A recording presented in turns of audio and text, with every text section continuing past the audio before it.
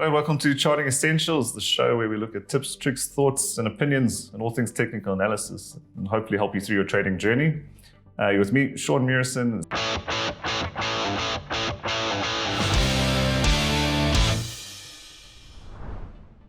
The subject of technical analysis is quite broad. A question I always get asked is, what is the best technical indicator? We have hundreds of different indicators: moving averages, MACDs, stochastics, momentum indicators, trending indicators, volume. But where do we all start now? Is there one best indicator? Is this Lord of the Rings? No, there's not one indicator to rule them all. Or is there? No, there's not. But there are preferences, and I do have a favorite indicator. And what is that? Well, I'd say it's very, very simply the price.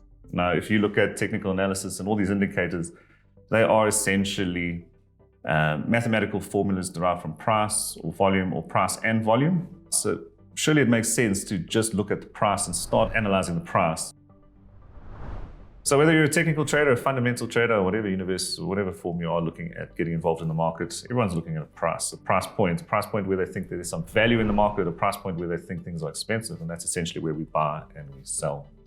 So for me, the actual favorite indicator for me is that horizontal line on the chart, a point where we match lows or highs of price activity, and a horizontal line in particular, more so than a trend line. I'll get to that later.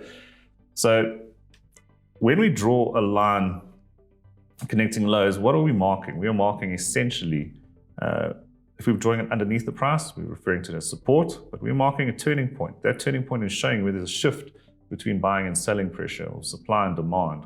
Now, if the market has been falling and starts to tick back up, it's saying that selling pressure is now all of a sudden be overcome by buying pressure.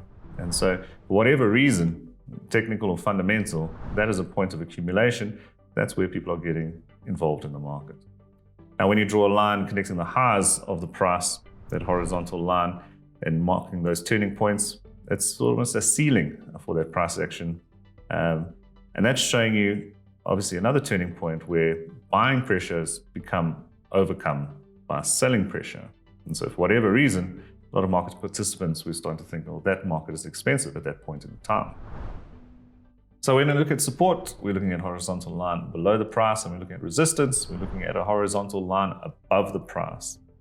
Now, what is that? How does that help us? What is the purpose of that? Well, we can see where buying is coming into the market from support levels previously, and we can see where selling has come into the market from resistance levels previously.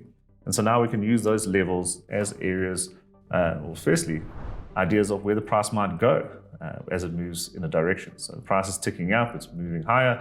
I think, well, maybe the next point of resistance, that horizontal line, is where selling came in before. Maybe that's where selling will come in again. Conversely, we see the price drifting down. We see that there's a major low. We've marked that with a horizontal line. We said, well, if it continues to fall, where is a likely target where people start to buy it back? Or maybe that's at that support level. It doesn't have to happen, but previously, that's where buying came back into the market. So that gives us at least an expectation of where the price can go. In trading, we trade the habit until that habit changes. Now, if you're buying off support, it might be a consideration to have your stop loss just below support. Because if the price, we are trading between levels, but if the price was to break support, well, that short-term habit has broken. Conversely, if you're looking at shorting the market, taking a trade, expect that market to fall, and you're shorting off resistance, you might consider having a stop loss above that resistance level. Just make sure to give yourself a bit of breathing room. Now, we don't come into trading with the expectations of losing money, but we do need to prepare for and manage our downside risk to be successful in this game. So in conclusion, there's lots of useful technical indicators, and they all have their place and their time for use. But I would suggest maybe starting off just looking at price and just analyzing price, using some horizontal lines on your pages, sweating through a red candle, getting excited through a green candle, and actually just getting close to where the action is, where you're actually making money from, which is that change in price. I hope it's been helpful. So good luck trading, and go get 'em, Tiger.